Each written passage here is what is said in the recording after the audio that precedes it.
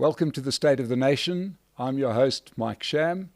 With us today, we've got something very interesting. It affects South Africa, but it's not South Africa directly. It's joining me today on the State of the Nation is the Ukrainian ambassador to South Africa, Botswana, Mozambique, the representative in SADC, and that is Ambassador Lyubov, I want to get this right, Abravitova. Did I get it right? Thank you. Welcome to the State of the Nation.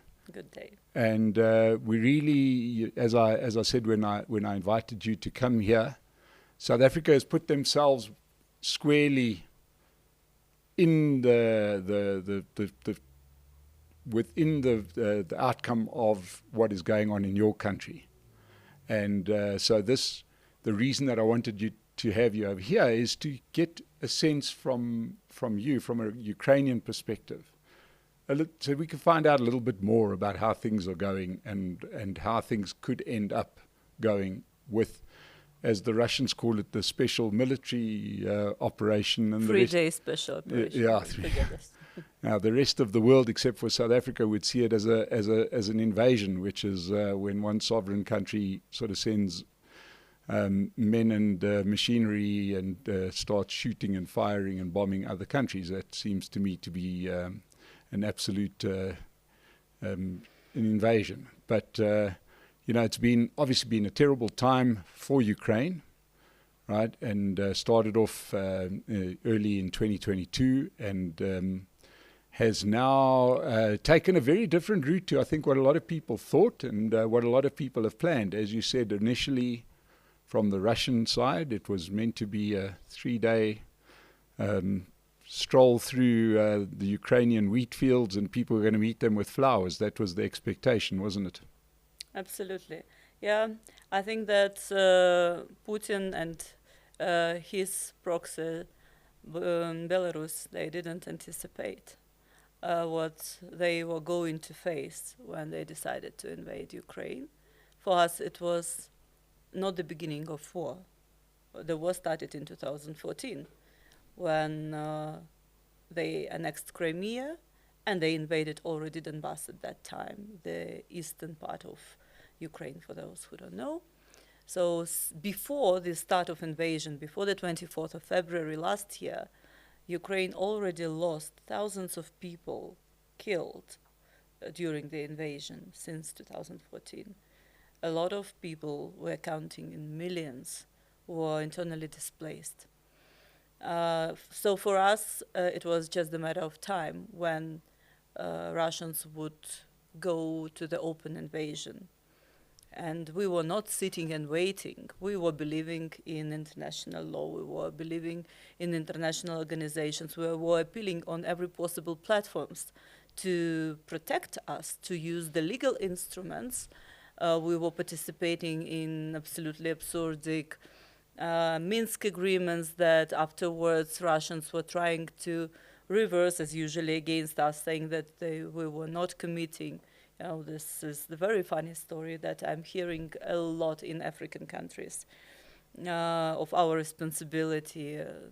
But you were not adhering to Minsk agreement, and I'm asking usually journalists, but please can you point out for me at least one issue, one point of Minsk agreements, and usually people don't know. They just have this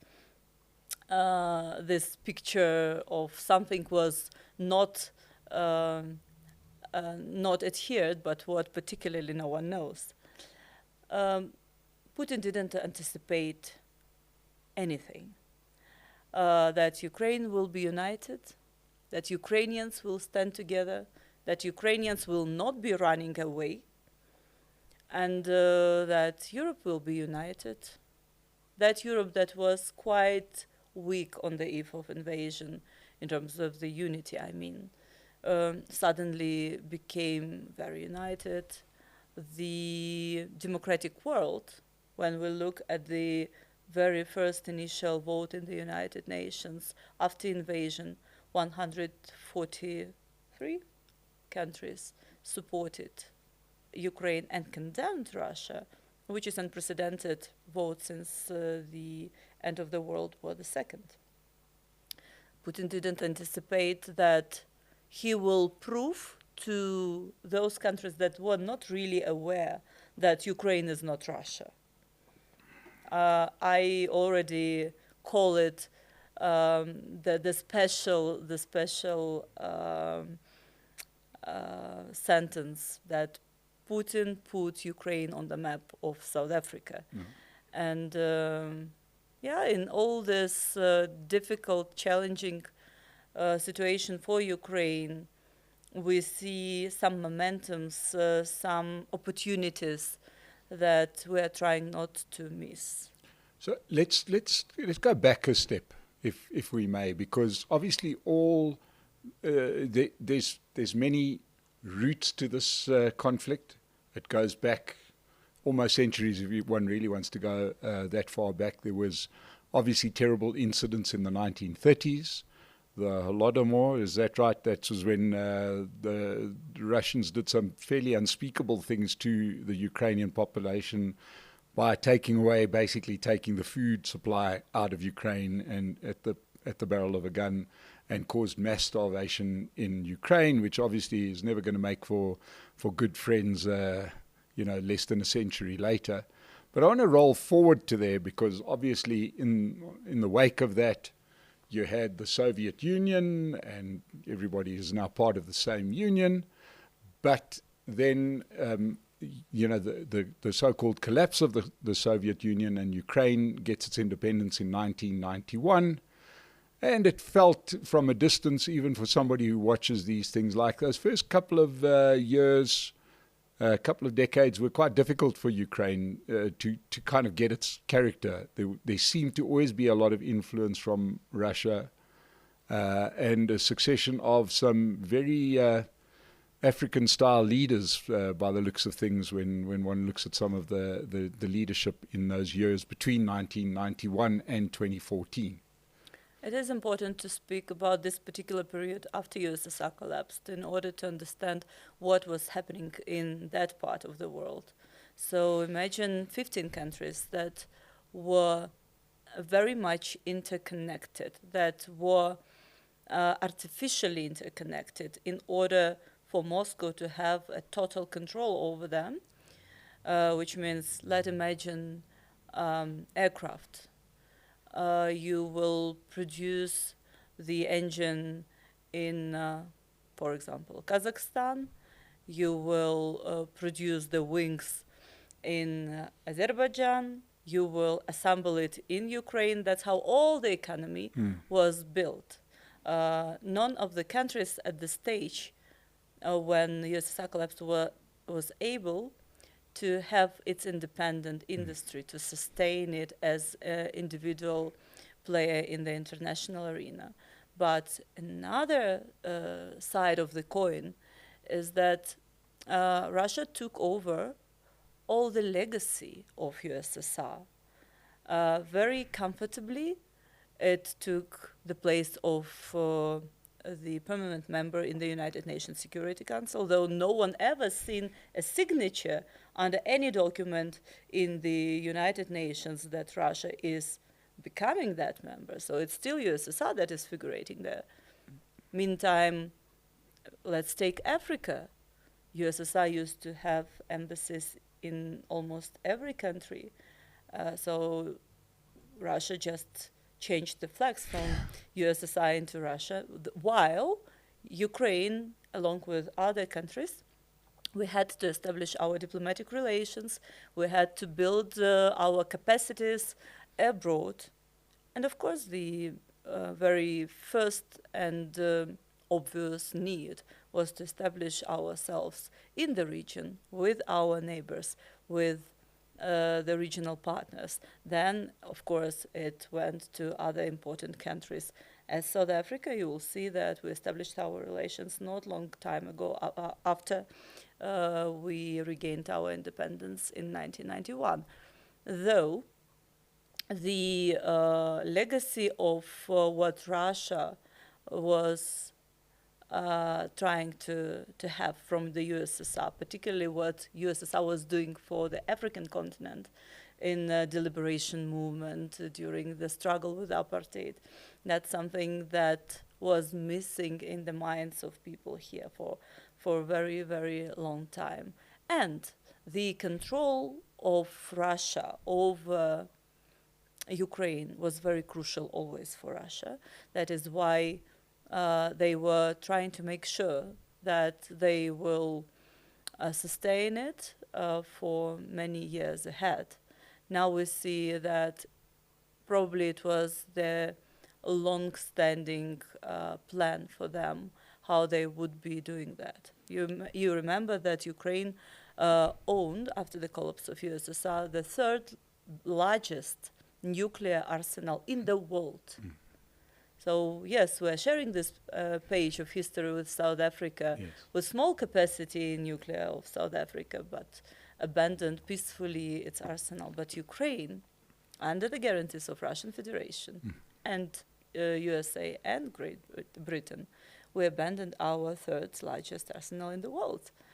And now we see that the country who guaranteed to us the territorial integrity and sovereignty now actually is violating all these agreements. So Russia did have a lot of control over different politicians at that times in Ukraine, and that kind of was an obstacle for Ukraine to develop democratically with the very natural belonging, not only geographically but also democratically, to the family of Europe. And it took us some time for our population, to the new generation, to grow up and to realize that the future is not with Russia, where 25% of population still don't have electricity, by the way, as we are speaking today. So this is the things that people don't realize. The Moscow and St. Petersburg is not Russia. So we are neighbors. We did know that we want another future for our children, and that was the choice of people. And of course, it all seemed to come to a head with in the Maidan and under the Yanukovych presidency. We had a couple of Maidans. If you can recall 2004, the very first Orange Revolution, that already shows the maturity of people who are not tolerating what they see as not helpful for the future of the next generations. So people who were going on Maidan in 2013-14, they were not fighting or struggling or manifesting for their tomorrow. They were doing that for the tomorrow of their children, because we do realize that in order to break this connection and consequences of this connection, which is including corruption and different very unpleasant things in the societies, it will take generation. Now, almost immediately, Russia and their fellow travelers called it a coup, the ousting of Yanukovych. It was very predictable, and I think this scenario played out already in other countries. We've seen Georgia, so we were telling in 2008 that this is just the small preparation, rehearsals, and the mistake of the world, the fault was there when the world was silent, where legal mechanism, international legal mechanism, were not able to work. Now we have it in the major scope in Ukraine. This is already the invasion, the war of Russia that affects every single part of the world. Yeah. Now, the election, when President Yanukovych was elected, did he win freely and fairly? You know, and if so, you know, in a country, what I'm saying is, was he a legitimate president? I think that quite a lot of people were supporting him. Um, It's also the matter of propaganda and explanation of the route that we are choosing. Not always the declared programs were really those programs that, at the end of the day, eventually were implementing. But sometimes people are voting in order not to have changes, because to live in times of changes, it's a challenge. So people were preferring not to have political revolutions and rather to keep moving in the same stream. So I believe that people were supporting. To which extent it was fair elections, well, this is the history that will show us. There was regional concept to that, and we don't have to be shy to speak about that. And it's in every country that certain parties are prevailing on certain territories traditionally, and the eastern Ukraine, the more industrial part of it, from where Yanukovych was, used to support this candidate, though the time that showed that improvements were not coming, that those promises were not delivered, made a lot of changes in the public opinion. And of course, the big sticking point, or the big issue that was that eventually came to a head, was that, if I have it correctly, was that he had stated that he was going to support membership of the European Union, And then suddenly after the election, said, "Well, actually, we're going to get into a closer union with the Russian Federation." It was the moment when next day we had to sign the document about our intention to become European Union member. Yeah. And there was a high-level meeting, after which suddenly we decided, the government decided to postpone this. And that really brought people on the streets. Yes. They did realize that we are not moving in the right direction. Now we are totally controlled by Russians. And people came into the Maidan, and no one was anticipating that. Yeah. No Russians, no Yanukovych. Yeah. And when he actually faced this problem, he had to make a decision, and that's how we have more than 100 people killed. Peaceful demonstration was killed. Yeah. Yeah. And I think we've all seen those graphics, and it's pretty horrifying. He obviously then fled with the help of Russia to Russia, and roll forward. Ukraine, immediately he left the country. The tanks rolled into the Crimea. Is that about correct? Yes, it's correct, and it was just the search of right momentum for Russia. It was on the eve of reconsideration of our agreement with Russia regarding prolongation of the so-called rental of Crimean ports for Russian fleet.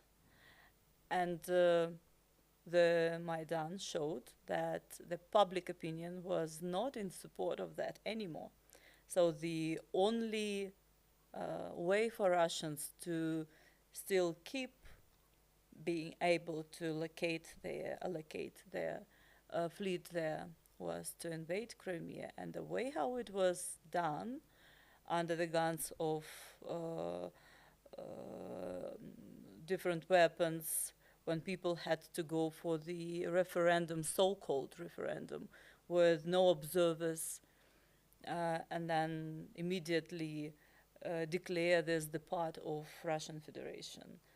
That was well-planned scenario, which I think Yanukovych himself was aware of already. For the time following that, it appears to me from a distance that it felt like Russia was in complete control of Crimea and parts of the Donbass, and where to call it low level would be kind, but there was certainly continual fighting in the region between the Ukrainian forces and the Russian forces, which is now not in the Crimea, but actually in Ukrainian proper, if I could use that term. That certainly seems to have carried on ever since 2014. Look at this through this lens. So yes, obviously the invasion started in 2014 in Donbass. Ukrainian army at that stage was not able to fight with the Russian army, which immediately came into Donbass. And we have this transitional period when Russians was denying that their military people were there. If you check the media, you will see that they were saying that those green people, why we call them green people, because they were wearing military uniforms but without any signs of belonging to Russian army.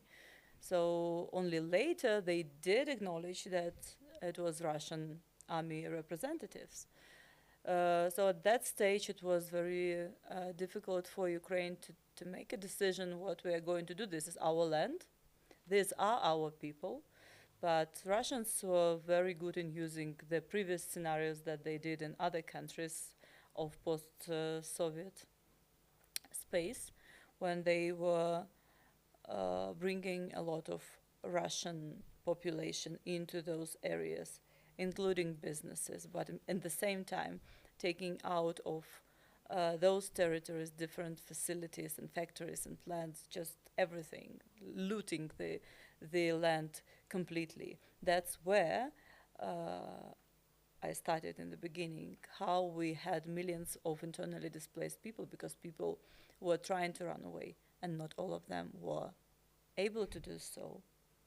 Some people either decided or they believed in Russia.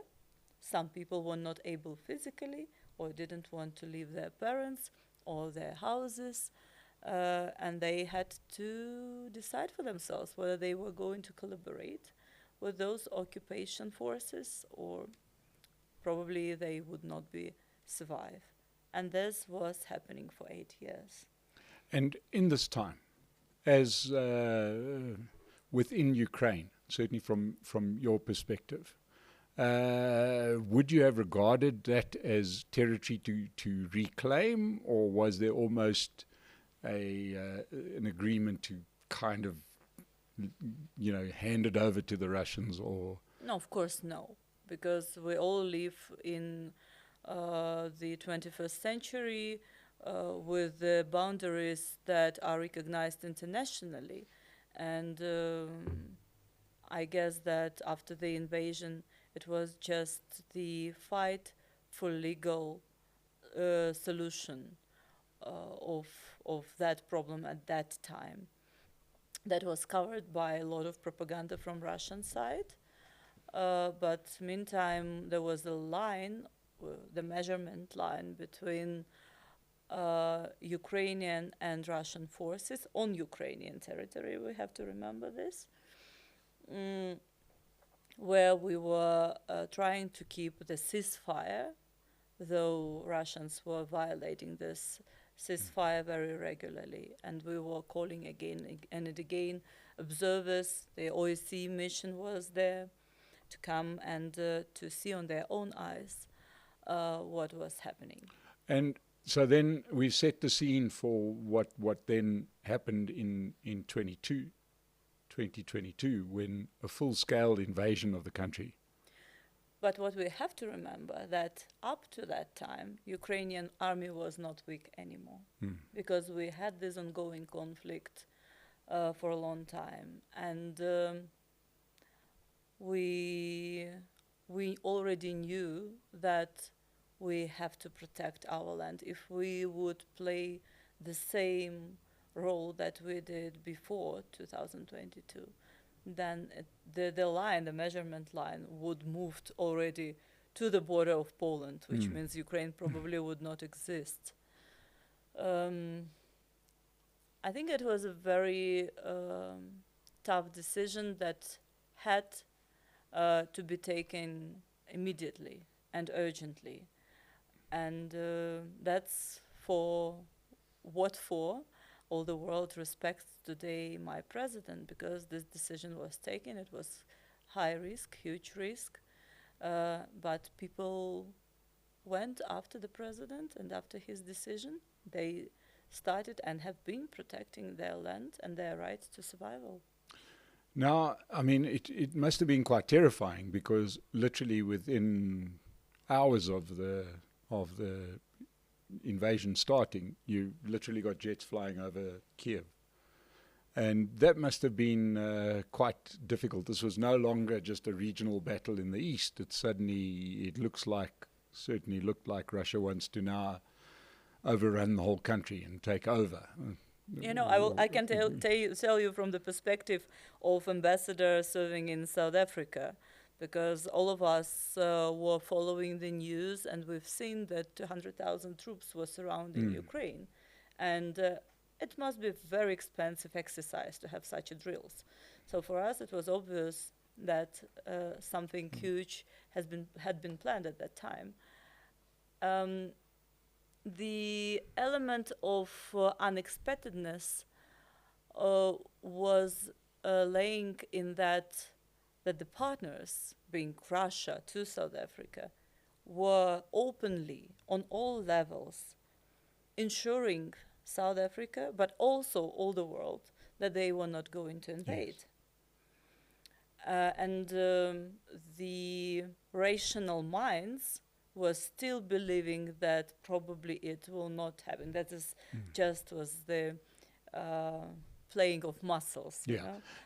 And that's the old playbook that was used in just about every war, is that you provoke until people then declare war against you, even though you've invaded first. The actual declaration comes in self-defense. But it set off a whole lot of a chain of events that I think were quite unexpected to a lot of observers.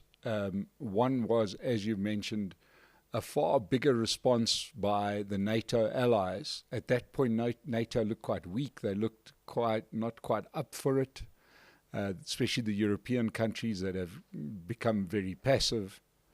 But yet you did receive the support, not immediately, but it was there. I want to make a point here, and it's a very important point. Yes, we see today that NATO is very much united, and they are discussing the invasion. Why they do it? Because Russia verbally and potentially is threatening to some particular members of NATO, and NATO is the protective alliance. In case of the attack or invasion, or violation of sovereignty of certain country, NATO will need to react. Otherwise, it will not prove its existence and what the cause of this this alliance is. But NATO didn't help Ukraine, and it is not helping still. NATO is protective alliance. And unfortunately, due to its charter, it cannot provide us with the NATO assistance, neither military, neither financial. So what we are receiving today, indeed, is the assistance of all what I mentioned on bilateral level, from Okay. some members of the alliance, yes, but also from many other partners in the world, including Asian, Latin American, etc. Yeah. And if we then get to the Ukrainian-South African relationship, immediately the sort of response from South Africa, the first response was to say, no, we don't support an invasion. And that was took 24 hours for them to retract that and say and change the South African government to, instead of condemning the invasion, they took the line of saying, no, everybody must talk peace. And they have subsequently, if not supported Russia, at least not condemned Russia, which boils down to a similar thing. Well, first initial statement that came out was very natural and absolutely predictable for the country like South Africa. By the way, this statement is still on the webpage of DIRCO, just to all your viewers to check it and to make their conclusion.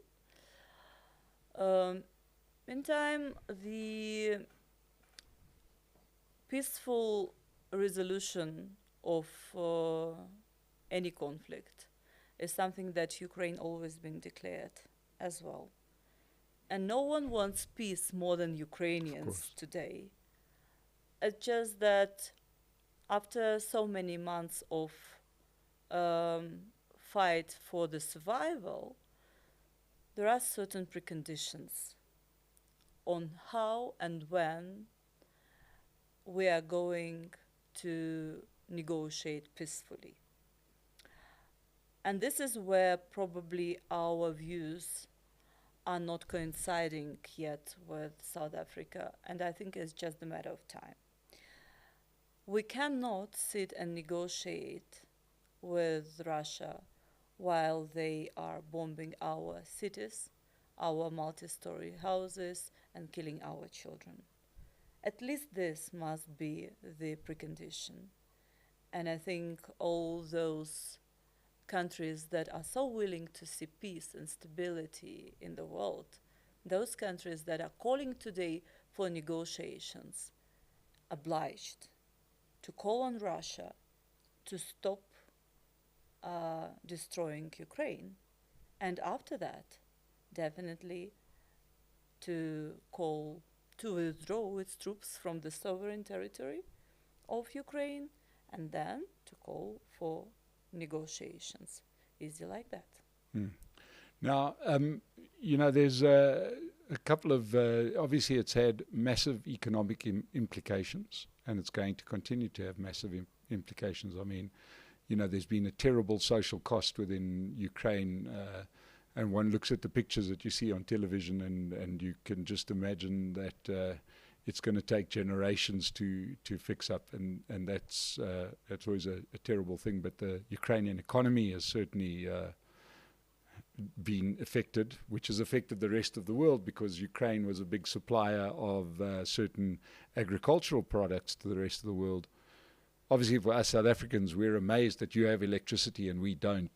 But well done to the Ukrainians. But I suppose the real question has to surface from your side. Do you actually have a sense of what Russia wants? It has got several phases, if I can say so. It's the control over Ukraine politically, but also the control over the resources. Ukraine is the country that is very rich in resources. By the way, the biggest country in Europe. The agriculture, as you just rightly mentioned, even during the times of war, Ukraine is in the top 5 exporters of agricultural commodities, believe it or not. And compare Ukraine and Russia. Obviously, Russia wants the control over this resource as well. We have the biggest, if I can say, arsenal of most fertile land in the world called black soil. So where you go in Ukraine, you see the advantage. The idea of having strong democratic European nation on its border, while Russia, under autocracy more than 20 years, with the government that doesn't care about its population, this is the bigger danger. So to keep possibility for themselves to sustain the control over their own people, to be able to stay at the rule of the country. This is the price for them that we have to pay today. Now, obviously, one of the big strategic moves, you know, there have been some punishing sanctions that have been placed on Russia. There's a question as to whether they're working or not. I mean, I lived in South Africa when South Africa was under sanctions, and the first bit, you know, the day after, it doesn't feel too bad, but it gets increasingly bad as you go along. What is your sense, you know, from your sources as to how the sanctions or Russians' actions has it hurt Russia? There is the statistics about that. There is a Russian narrative about that they are trying to sell to their partners and their people, obviously. As you rightly said, sanctions don't have immediate effect, but they have further consequences. Sanctions have been imposed on different levels through different institutions and countries since 2014, when the annexation of Crimea started. The biggest sanctions came in force after the open invasion. But those sanctions from 2014, they already were quite painful for Russian economy. And by the way, if we would look at the moments where Russians were opening the new wars, making new invasions, you will see when the economy goes down and the support of politicians goes down, then immediately the country is starting to be involved in the war in order to distract attention from the internal crises and principles. But I'm digressing now here. We are talking about sanctions, and sanctions definitely working. We would need more and more harsh sanctions. Obviously, the world today is so interconnected. It's so globalized that sanctions are affecting not only those who are imposing them, against who are under sanctions, but also the other players in the world. So it's very complicated and painful for those who are trying to help Ukraine through imposing sanctions on Russia, but they are, as of today, very efficient, and the Russian population is feeling them. And of course, the country that's probably feeling it the most in terms of this is probably Germany. Right, Germany survived in the post-war era on I keep on saying cheap Russian gas, but I presume the gas has the gas price. I don't think when they say cheap Russian gas, I think it was convenient Russian gas. And I know there's been this talk about sanctions not being effective because the Russians are now selling their energy products to India and China. But you just have to think about it for 2 minutes. There's a big difference between putting stuff in a pipeline and it's like Trojan horse, the equivalent of Russian gas. Yeah, and putting it on boats and sailing it up the sea. We've got a similar issue. It's similar but different with our electricity, where we used to have a very efficient system that had the coal fed by a conveyor belt from the mine, and we had no power problems. And then somebody thought it was a good idea to send them by trucks, and now we've got power off for half the day. These inefficiencies hurt, and that they've got to be hurting Russia. But obviously there's been a big impact on certain countries in Western Europe, notably Germany, which can't get their convenient gas from Russia. They've got into a very tidy, cozy relationship, one would say, especially under their former chancellor, who is even on the board of Rosneft, if I'm not mistaken, right? Gerhard Schroeder. Mm-hmm. Lovely guy. And but of course, one of the big moves in this war was the bombing of the Nord Stream 2 pipeline. The energy hook that Russia took Europe was that one that was an obstacle for many European countries initially, after the start of open invasion, to say its strong word, but also to support Ukraine militarily and financially. So they had to undergo through certain changes in order to jump out of that hook and be able to sustain themselves without Russian gas. This is something also that Russia didn't anticipate, because the calculation was that winter was coming, and now all the Europe had to be frozen, while even the God through weather helped them probably to to go through this harsh winter. But it was a lot of manipulation that Russia always been using.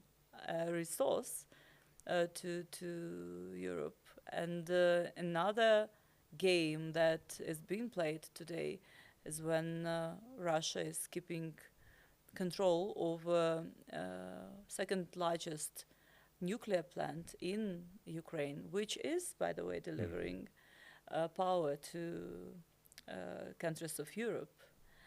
And this is another type of blackmailing.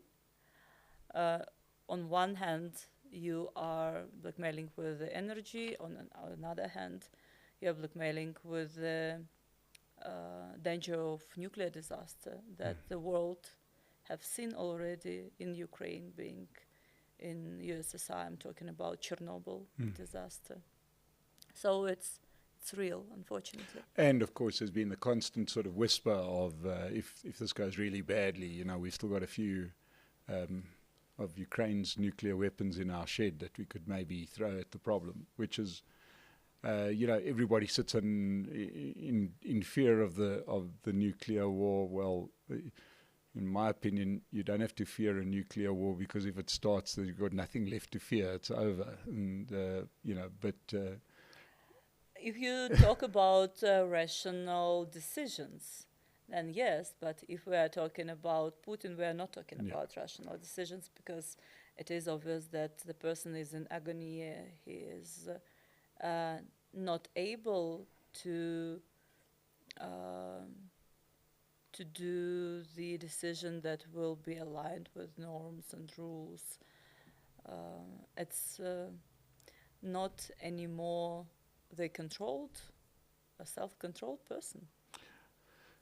Let's sort of look from this point onward. There's been the winter stalemate. There's lots of talk of counter-offensives. There's lots of talk, and pretty soon something's going to happen. I think I don't think it's worth speculating on what's going to happen, but it looks like the lesson that Russia failed to learn is that it's always hard to go and fight an away game. The defenders are always going to defend. They've got more to lose. You get the feeling that at some point, somehow they're going to, let's be hopeful, that it gets down to some kind of negotiation, I would imagine. These things always end up in a negotiation, right? Obviously. There's always going to be an obvious thing, and it can't be, one would imagine, a negotiation with the current leadership in Russia intact. I guess it would be a kind of Nuremberg process, um, when the person who started the invasion, who committed those crimes against humanities, the crimes of war, will be prosecuted with the International Tribunal. That's how I see it. Um, we are talking not about only Putin being responsible for this, but for all the people who were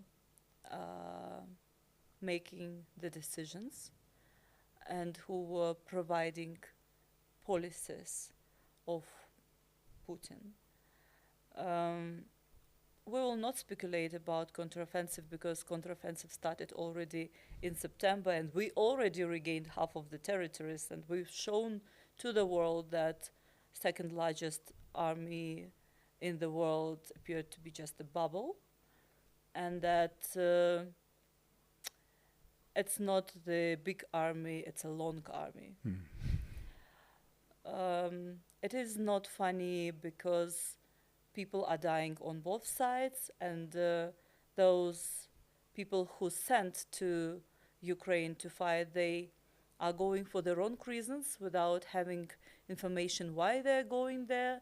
They are under the propaganda, but also they're not always even aware where they are going, especially in the beginning of so-called operation, when we've seen those soldiers who were sending to their families messages that they were saying, but we were told that we would be going to that part of the world, to Crimea, and now we're finding ourselves killing peaceful Ukrainian people. Counteroffensive started, and we see the solution to what is happening, that if Russians don't want to withdraw themselves from our land, we will withdraw them.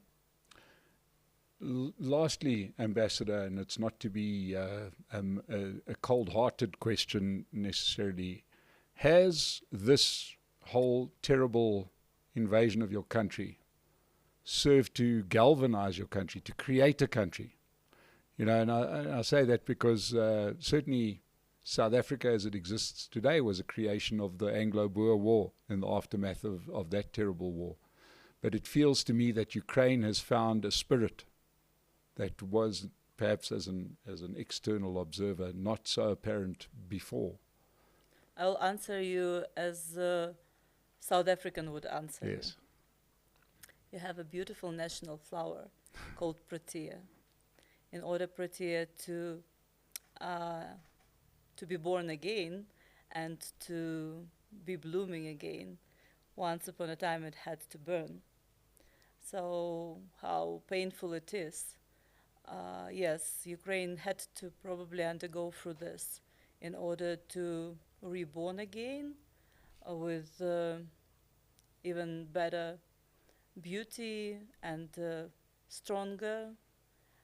And this is what I want maybe to conclude our interview, that there are a lot of opportunities that Ukraine and South Africa are having today when we see each other on the maps of each other, when we see the opportunities, when the new Ukraine is meeting, as you said, South Africa.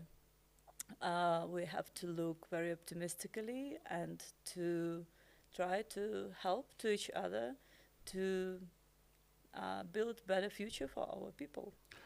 Well, Ambassador, thank you so much for joining us today. And, you know, we used to, there's a wonderful South African word, and it's not to make light of the situation, but, you know, it's a fuss bait situation. I don't know if you've heard that term. You know, it means you've got to just bite down and get through this. But your country has shocked the world, I think it's easy to say. And there's a lot of things that are going to emerge out of this. I think it's going to shake the world. Thank you so much for coming here. Thank you. We will talk again, and thank you for joining us, and I hope that it's helped people that have joined us. And thank you so much for joining us at the State of the Nation. like to urge you, if you haven't subscribed to the channel, please do so.